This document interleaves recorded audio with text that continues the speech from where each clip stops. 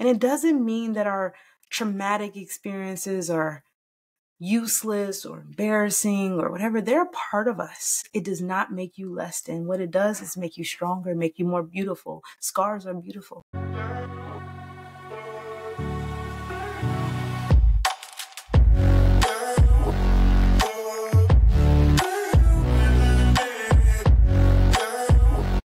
Hey everybody, welcome back. It's your girl Kalina Carlisle, and I am here with another video. So this week we're going to be talking about childhood trauma. What is that? What is trauma? Where does it come from? And the reason why I'm going here and we're going to talk about this is because it's going to set the foundation for the videos that I do talk about, right? And some of you don't know what trauma is. If you don't know what something is, you don't know where it comes from, or you don't recognize it within yourself because you don't know what it is, it's going to be difficult to work on it. It's going to be difficult to know that you deal with the issue.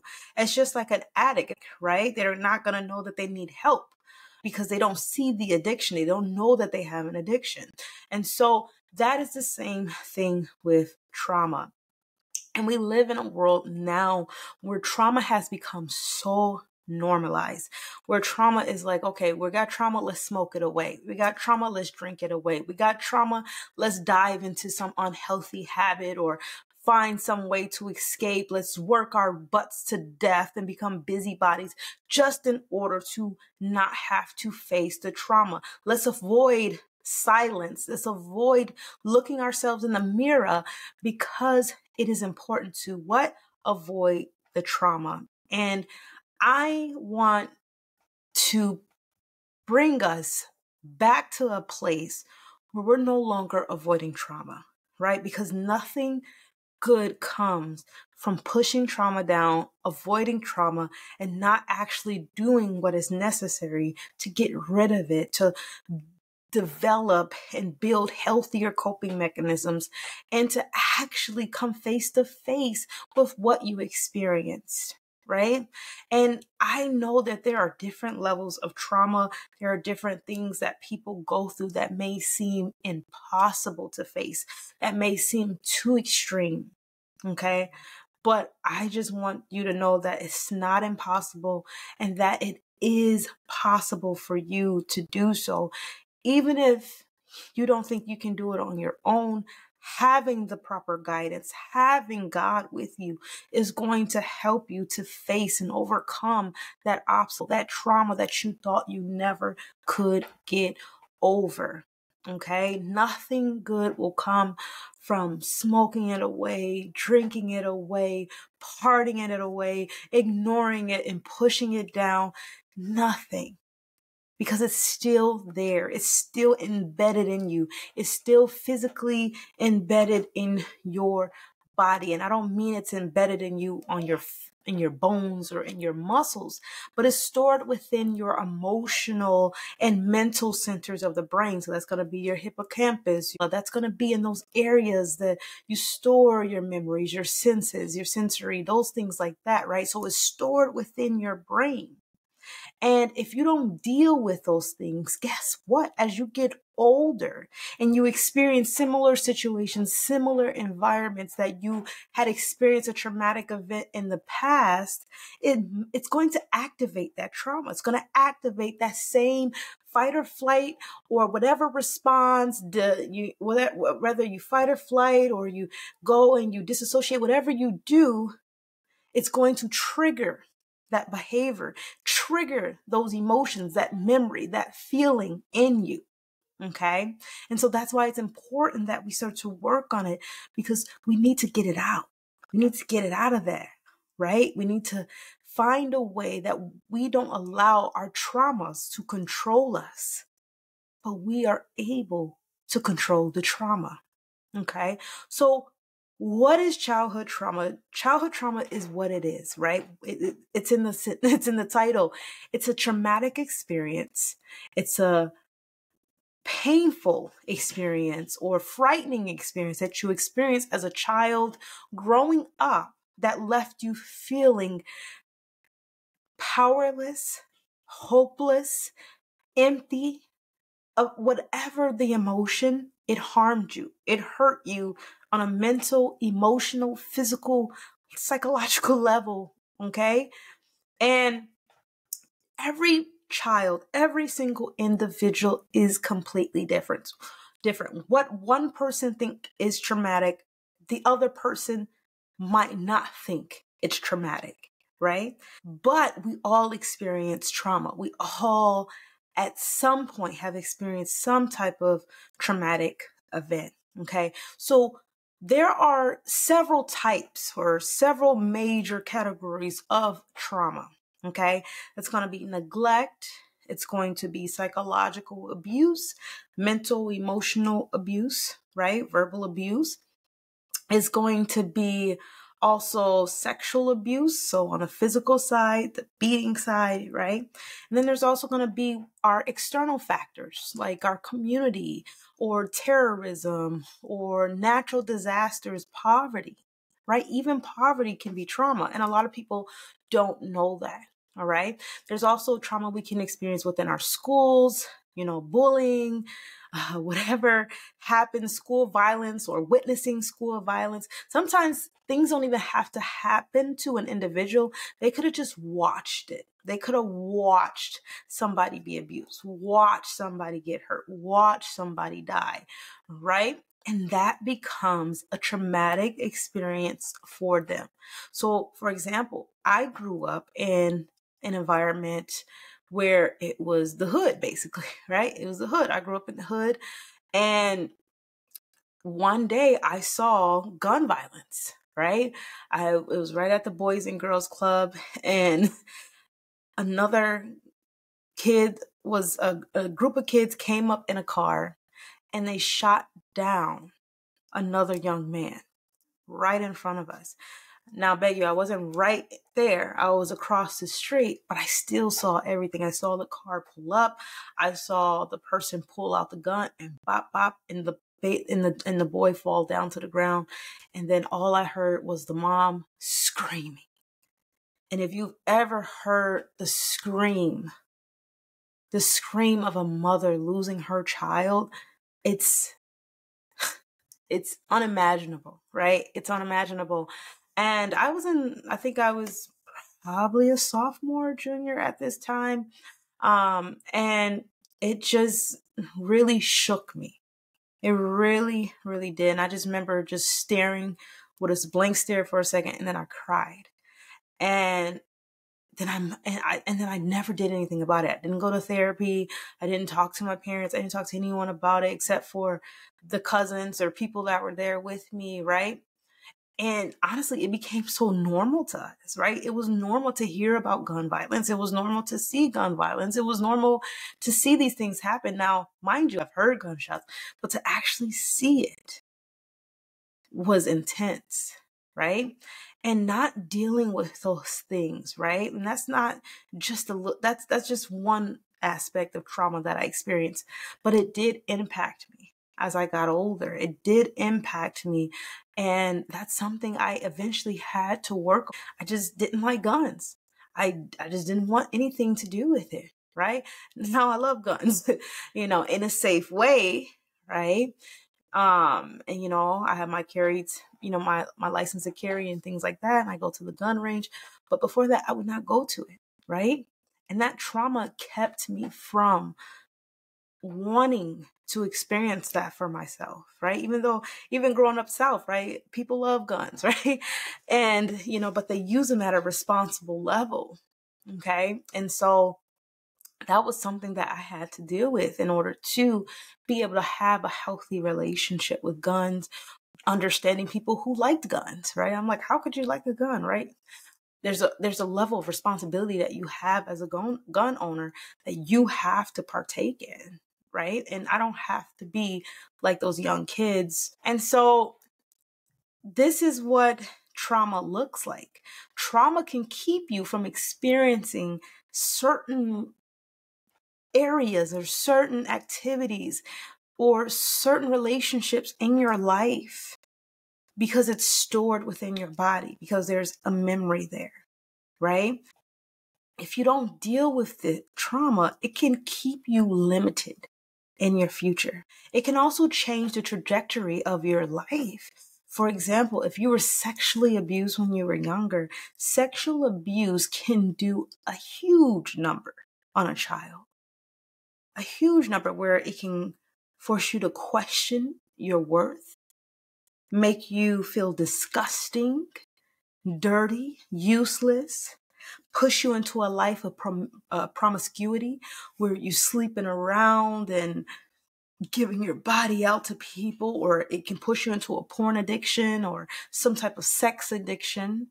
It can have you question your sexuality, have you question who you are, what you are. It can really torment you. Or it can create a fetish or a desire, a sexual desire based off of probably what you've experienced, right? Maybe now because someone sexually abused you, and maybe it was an older man. And so now as you grow older, you have a sexual attraction to older men. Something that you probably never would have had if it never happened.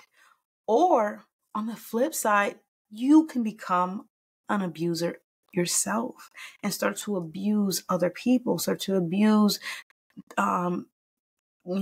kids or other people your age or whatever, in the same manner that you were abused. So you see how trauma, when you don't deal with it, how it can really impact your life, how it can change your life, change the trajectory of your life, change your outlook, your paradigm. It can shift it and force it into an alternative reality. Trauma can also impact you on a personality level, where you can develop personality disorders like narcissism, like codependency, multiple personalities, bipolar. Like, there are so many things that trauma can do to you, right? And if you don't understand, you don't have healthy communication when you're younger, you don't have parents who take you to the therapist or take you to God and help you work on these issues, you most likely just buried it. And this is not a thing of race, right? Trauma happens all around us. But I'm going to speak specifically to the Black community. There is so much trauma there. There are so many things that within the Black community, me growing up, it's like, don't talk about it. Don't talk about the trauma. Don't talk about what happened. Don't get therapy. Don't get help, right? That's not for us. Don't do things like that. So it took me until 29 years old, 28 years old, to actually seek therapy, to seek help, to actually deal with the trauma. Before that, I smoked it away, or I was attracted to the wrong relationships. And I stayed in these relationships for years, all because of trauma that I experienced, all because of things that that happened to me. And that changed the trajectory of my life as well. Okay. And being a pothead, smoking away, it took away production in my life, productivity. It took away my sport, right? It took away things in my life that were important to me. Okay. And just overall, just took away my desire to want to be anything. All I cared about was smoking at the end of the day, honestly. And so this is why it's so important to me to deal with trauma, to help people heal, not just as a trainer on a physical level, on a, nutrition level, like this is what you should eat. Like, I want to help you there too. But I see health holistically. And trauma is a big thing, right? Because trauma can even push you into a place where you overeat, you undereat, right? Going back to that sexually abused person, maybe you were sexually abused when you were younger. And so to make yourself not attractive anymore, you overeat. You wear baggy clothes. You don't feminize yourself anymore. And this is for a woman. You try to look a certain different way. Maybe you adopt the stud look. All in an effort to keep the predator away, to keep that person who hurt you away. And this is not true for everybody. Not everybody becomes a stud or wears basketball shorts or baggy clothes because of this. But this is a result sometimes of those who have been sexually abused. Clients that I've talked to, they became masculine as women in order to deter or keep away men. Okay? And so when you don't deal with trauma, it really subtracts from you, subtracts from your life, subtracts from your relationships, subtracts from your future. It may create beliefs and thought processes and actions in your life that aren't even true to you. It's true to your trauma, but it's not true to you. Okay? And so in order to become your true self, recognize what is actually true to you, is to work on the trauma. I know a lot of women, especially when I was growing up, who dealt with anger in men, right? Men too, angry all the time, defensive all the time, wanting to fight, wanting to push everybody away.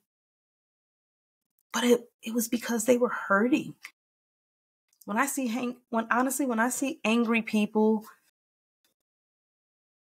when I see a woman or a man who's promiscuous, when I see someone who has an addiction or someone who's battling, limiting thoughts and limiting beliefs, I don't look down on them and say, oh, look at that skank. Look at that angry woman. She always got an attitude. That's disgusting. Or look at that person. Look, like, I don't. I just don't. Because I understand what trauma can do to a person. I understand protective parts that people put up and put in place in order to protect the little child inside of them that was hurt, that was broken, that was left neglected and empty.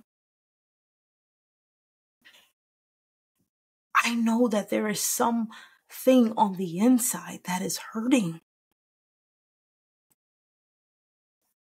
For a young lady to get to the place where she can sleep with multiple people and give her body away, she is hurting. Something is there. There is something traumatic happening.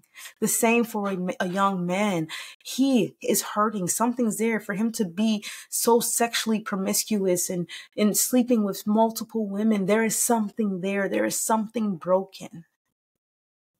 For an addict to pick up these drugs and become addicted to them, there is something they're masking there. And that's why, honestly, it's not about changing the behavior, right? I don't go to an addict and say, don't be an addict no more. I don't go to a woman who's promiscuous or a man and say, stop cheating or stop being a sex addict, stop being a porn addict, right? We need to get to the root of the issue. What is the root cause? What is pushing you to the drug? What is pushing you to that action, that habit? What's behind it? And that's my goal with this channel. That's my goal with what I do on YouTube and my classes, is to get behind the behavior, get to the root issue of why it's happening. And until you learn the root cause and you deal with the root cause, trauma will control you, control your life, and direct it. And we're not in that place no more. We're not giving trauma, what's happened to us, the past, things that we've experienced, to control our lives anymore. We are taking back power in 2024. We're taking it back so we can be a healthier version of ourselves, the true version of ourselves.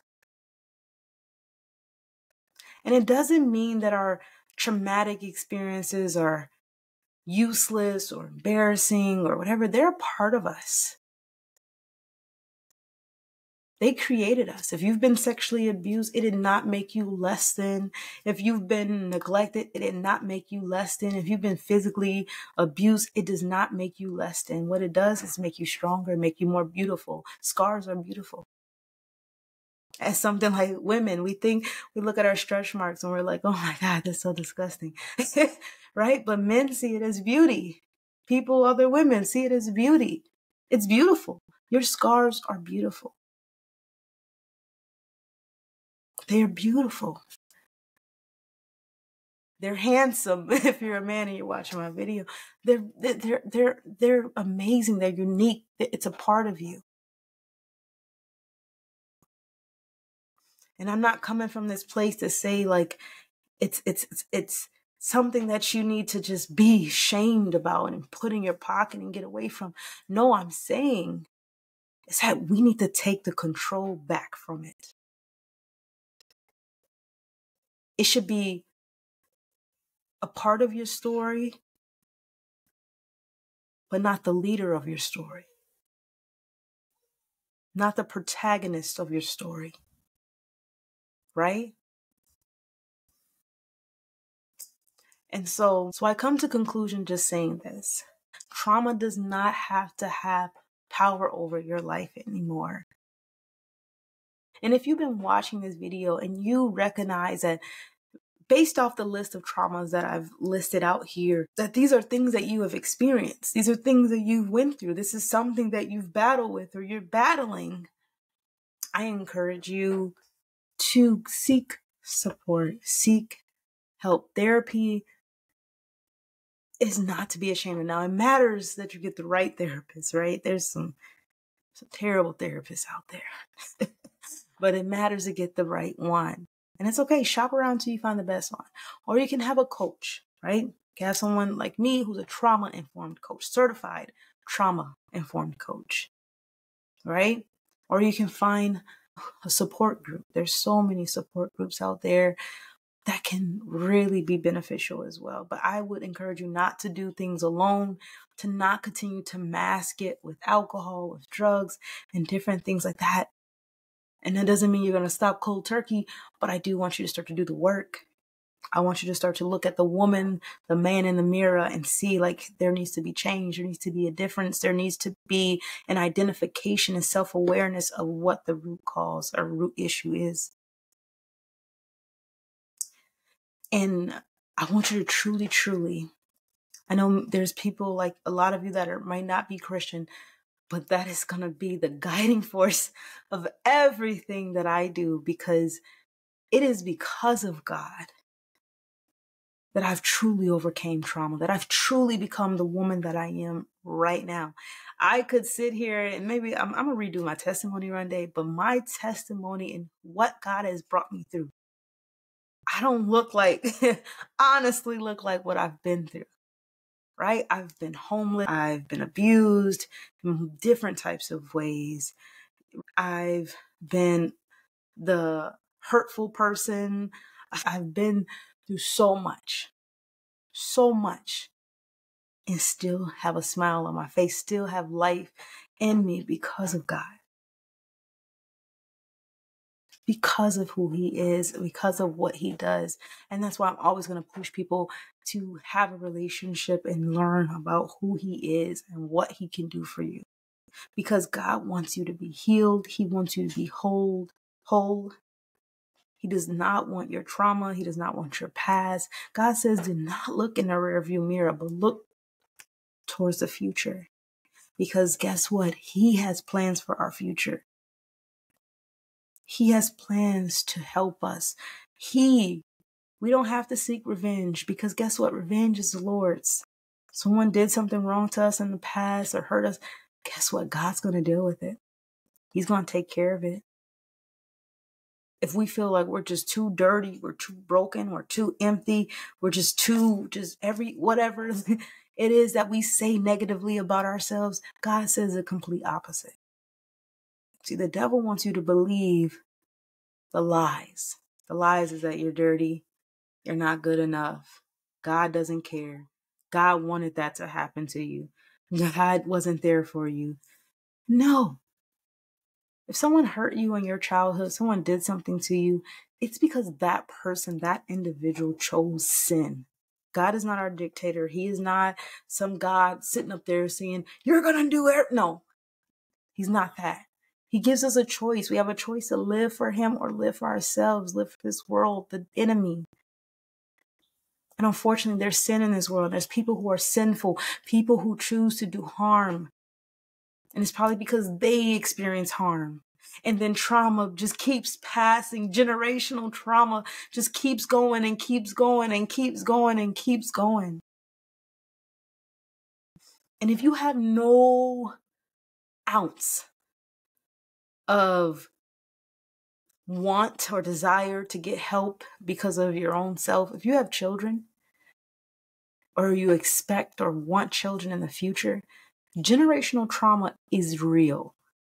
Very, very real. And if you don't work on generational trauma, and that means working on the trauma now with yourself so it doesn't pass into your children, they're going to develop it as well. It's going to come to them, because if you're always angry and always consumed by the addiction or the drug that you're using, guess what?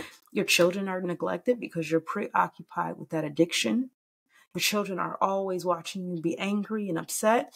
And so they think that it's normal to become angry and upset adults. So they develop attitudes and anger issues and different things like that. Or they watch you drink to death and then they become alcoholics, or they're neglected and feeling pain, and they grow up with issues and emotional mental issues or codependency issues because they watched you be an alcoholic. Do you see the cycle? So if you won't get healthy for yourself, you won't deal with trauma for yourself, think about the next generation. It stops with you. It stops with us. It's time to get healthy. It's time to get right. So I hope this video was beneficial. I hope it brought you a lot of useful information. Please subscribe. Please like this video. Share this video with people that you know it can be helpful to. And just continue to fight. Continue to work on yourself. And don't believe the lies. Believe the truth. And know that no trauma, no ugly deed that you've done or bad habit you've done defines you. This is not your end. This situation in your life is never and will never be your end. You're still alive. And you have the opportunity to change your story. You have the opportunity to change your life and actually do what is necessary to make a better future for yourself and a better future for your next generation. So remember, I love you. And most importantly, God loves you. Take care. Bye.